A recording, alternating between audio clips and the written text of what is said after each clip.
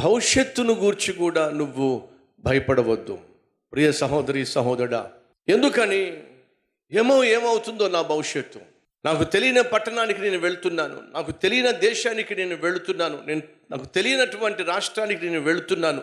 అది చదువు నిమిత్తం కావచ్చు, ఉద్యోగ నిమిత్తం కావచ్చు, వివాహం చేసుకున్న వ్యక్తితో నువ్వు నూతనంగా కాపురం పెట్టి నాకు తెలియని వ్యక్తితో నేను వివాహం చేసుకొని వివాహ బంధము ద్వారా జతపరచబడి కుటుంబాన్ని ప్రారంభించబోతున్నాను. ఏం కాబోతుందో, నేను ఎవరినైతే వివాహం చేసుకున్నానో అతడు నన్ను ప్రేమిస్తాడో లేకపోతే అన్యాయంగా పాతేస్తాడో ఏమో.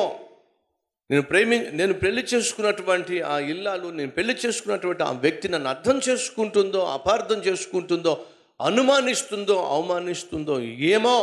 ఈరోజు నీ జీవితాన్ని గూర్చి, నీ భవిష్యత్తును గూర్చి నువ్వు చింతిస్తూ ఉన్నావు. దయచేసి గమనించు. నిన్నటి దినాన నిన్ను కాపాడిన దేవుడు ఈరోజు నిన్ను కాపాడుతున్న దేవుడు భవిష్యత్తులో కూడా నిన్ను కాపాడుతాడు కంటికి రెప్పగా అనే వాస్తవాన్ని మర్చిపోవద్దని ప్రభువు పేరట మనవి చేస్తున్నా. అన్నయ్యలు అమ్మేశాడు, అన్యాయంగా అమ్ముడుపోయాడు, బానిసగా మిగిలిపోయాడు, భవిష్యత్తు ప్రశ్నార్థకంగా మారిపోయింది.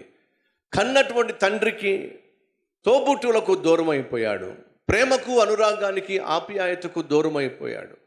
అలా అందరికీ దూరం అయిపోయి ఆప్యాయతకు దూరం అయిపోయి అనాథగా ఈరోజు ఐగుప్తు దేశంలో అడుగు పెట్టాడు యోసేపు. భవిష్యత్తు పట్ల చాలా ప్రశ్నలు ఉన్నాయి. భవిష్యత్తు పట్ల తనకు ఒక విధమైన భయము ఆవరించి ఉంది. కానీ బైబిల్ సెలవిస్తుంది, యోసేపునకు యెహోవా తోడై ఉన్నాడో అదే తనకున్నటువంటి భరోసా. సహోదరి సహోదరుడు, నీ జీవితంలో నువ్వు ఒంటరిగా ప్రయాణం చేయాల్సి వస్తుందేమో. అందరూ ఉన్నప్పటికీ నువ్వు ఒంటరిగా మిగిలిపోయావేమో. అన్నీ ఉన్నప్పటికీ అన్నిటినీ కోల్పోయి ఈరోజు దిక్కుతోచని స్థితికి నువ్వు చేరావేమో. యోసేపు కుటుంబము, యాకోబు ఆస్తిపరుడు. 2, యోసేపు బహుగా ప్రేమించబడిన వాడు.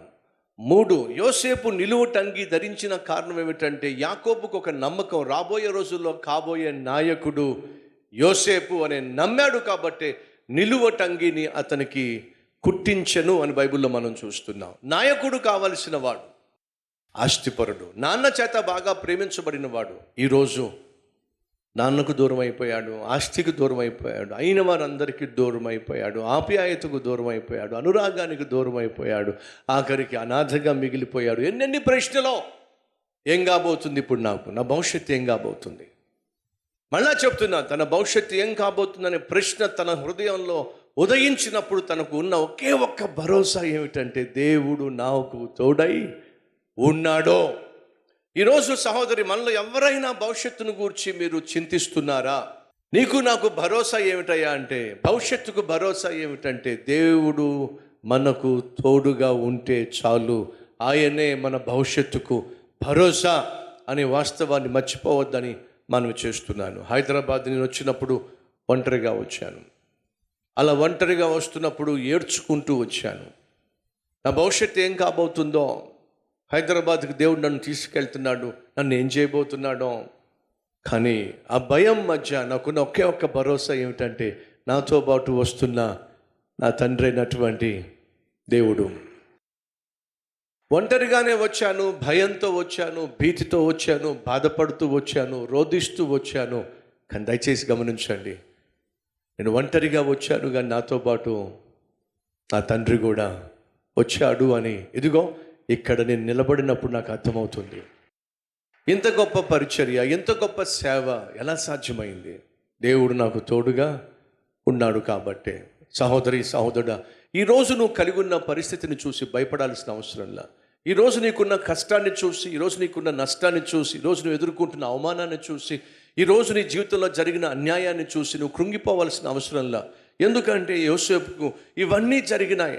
తన భవిష్యత్తు పట్ల తనకు ఎన్నో ప్రశ్నలు ఉన్నప్పుడు భరోసా ఇచ్చింది ఎవరో తెలుసా? తనకు తోడుగా ఉన్న దేవుడే యోసేపుకు భరోసా ఇచ్చాడు. మళ్ళా చెప్తున్నా, ఈ లోకంలో నువ్వు ఎవరినైనా కోల్పో, ఏమైనా కోల్పో, దేవుణ్ణి మాత్రం కోల్పోవద్దని ప్రభువు పేరట మనవి చేస్తున్నా.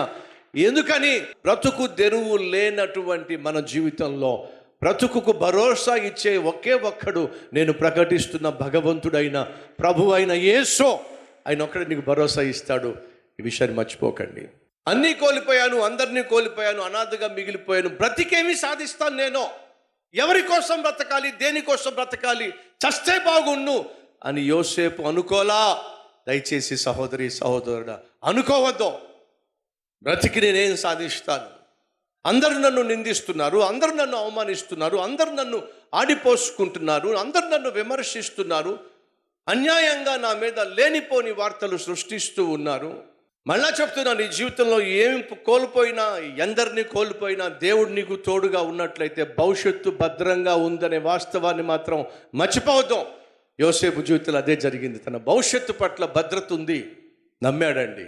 కాబట్టి ఏం చేశాడు, తనకి ఏ పని ఇస్తే ఆ పని చక్కగా చేసుకుంటూ వెళ్ళాడు. తన చేతికి ఇవ్వబడిన పనిని శక్తివంచన లేకుండా చేశాడు. తనకు దేవుడు తోడుగా ఉండటము, అతడు చేసే పని చాలా పద్ధతిగా ఉండటము ఎవరు చూశారు? యజమాని అయినటువంటి పోతీఫరు చూశాడు. కాబట్టి ఏం చేశాడు, పెత్తనం చేసేవాడిగా, పైవాడిగా, ఇంటి అంతటి మీద విచారణకర్తగా ప్రమోషన్ దయచేశాడు. నా దేవుడు నిన్ను ఎప్పుడు దర్శిస్తాడో తెలియదు, ఎలా దర్శిస్తాడో తెలియదు. నువ్వు నేను నమ్మకంగా మనకి ఇవ్వబడిన పనిని చేసుకుంటూ ముందుకు సాగినప్పుడు మంచి రోజులు వస్తాయి, మంచి రోజులు దేవుడు ఇస్తాడు. నువ్వు ఉన్న స్థితిలో నుండి ఉన్నత స్థితికి నా దేవుడు నిన్ను తీసుకెళ్తాడు. ఎప్పుడో నీ చేతికి ఇవ్వబడిన పనిని శక్తి వంచన లేకుండా నమ్మకంగా చేసినప్పుడు. అదే జరిగిందండి. ఈరోజు ఈ వర్తమానం ద్వారా దేవుడు నాతో మాట్లాడాడయ్యా, ఆదరించాడు, ధైర్యపరిచాడు అన్నవారు ఉన్నట్లయితే మీ హస్తాన్ని ప్రభు చూపిస్తారా?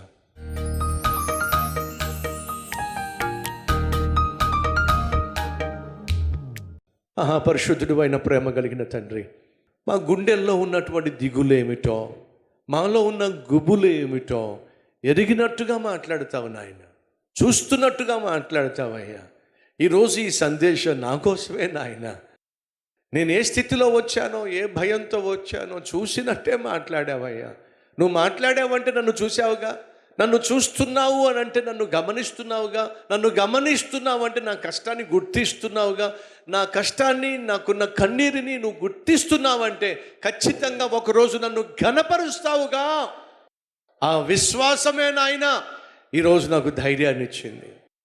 నువ్వు నాకు తోడుగా ఉన్నావు అనే భరోసా నాకు బలాన్ని ఇచ్చింది నాయన. నా భవిష్యత్తును గూర్చి, నన్ను బాధించే వారిని గూర్చి, నా బిడ్డలను గూర్చి భయపడాల్సిన అవసరం లేదని భరోసా నాయన ఈరోజు నాకు ఎంతో బలాన్ని ఇస్తుంది. నాతో మాట్లాడావంటే నన్ను ఎంతగా ప్రేమిస్తున్నామో, రెండు చేతులు జోడించి నీకు వందనాలు, స్తుతులు, స్తోత్రాలు చెల్లిస్తున్నాం. వినుట వల్ల విశ్వాసం వచ్చింది కదా, ఈ విశ్వాసాన్ని కాపాడుకొని ఏమైతే మేము అడిగామో దాన్ని కళ్ళతో చూసే రోజు కోసం విశ్వాసంతో ఎదురు చూస్తావు నాయన. నీ నామాన్ని ఘనపరుస్తామయ్యా. అప్పటి వరకు ధైర్యంగా సాగుతావు నాయన.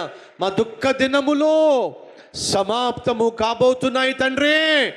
నీకే మహిమ, ఘనత, ప్రభావములో చెల్లిస్తూ ఈ ప్రార్థన సమర్పిస్తున్నాను తండ్రి. ఆమెన్.